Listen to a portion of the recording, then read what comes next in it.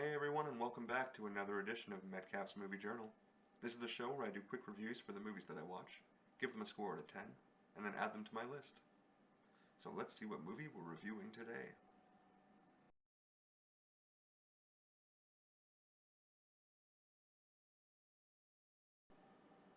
On February 16th, I watched Broadcast News, which came out in 1987. And James L. Brooks on name alone was probably the single biggest reason I ended up watching this one. And I'm sure glad I did.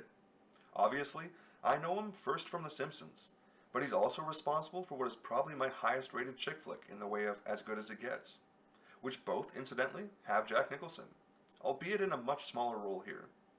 They both also share a similarly high quality to the dialogue, but Broadcast News doesn't rate quite as high for me. The story here centers around the classic love triangle, with two men chasing after the same girl. The girl in question is Jane, played by Holly Hunter, and she's the true lead character of the film. She was nominated for Best Actress in a Leading Role and lost to Glenn Close in Fatal Attraction, which I also watched recently, so I can safely say I much preferred Holly Hunter's performance. The character of Jane is so smart and driven to the point of almost being obsessive in her professional life, but in her social life, she's practically a deer in the headlights, torn between her two suitors. It was a deep and complicated character that really allowed Hunter to show off some impressive range, and she was able to make the character believable even with how frustrating she was in her inability to make up her mind.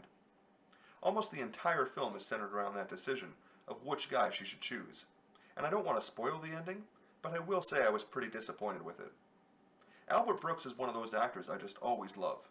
I find him ridiculously charming, and he plays the role of the nerdy best friend absolutely perfectly. The only downside is, I'm probably not meant to like him as much as I do. If I read the script without seeing the movie, the character of Aaron Altman would almost surely come off as an emotionally manipulative asshole that basically acts like if Jane doesn't love him back, the least she could do is die sad and alone.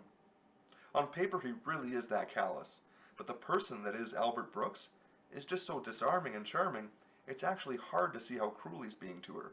It probably doesn't help that that role of the nerdy best friend is usually the one you're trained to root for in a movie like this, so I felt like it took me a while before I made up my mind about him. The other male character is Tom Grunick, played by William Hurt. It's not a role you often see for a man, in that he's pretty much a male bimbo, the young and attractive new news anchor who knows nothing about being a reporter. Individually, the characters are a little cliche, and aside from some pretty standard office drama and the endless waiting on Jane's romantic decision, not a whole lot actually happens here. And yet it never feels boring or slow, because it's such a dialogue-driven movie, and the conversations were always good enough to keep me engaged.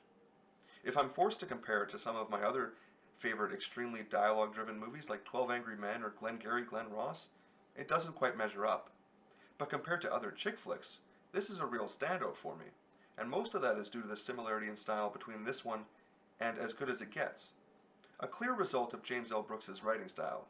His other big one still on my watch list is Terms of Endearment, but that's the sort of movie you have to be ready to watch, and I'm not always in the mood for a huge downer like that.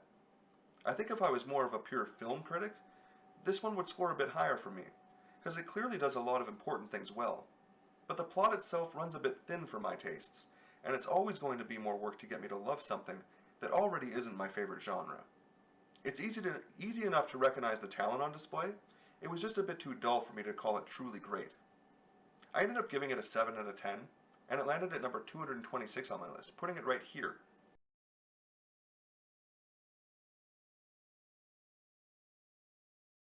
In between Annie Hall and Dazed and Confused.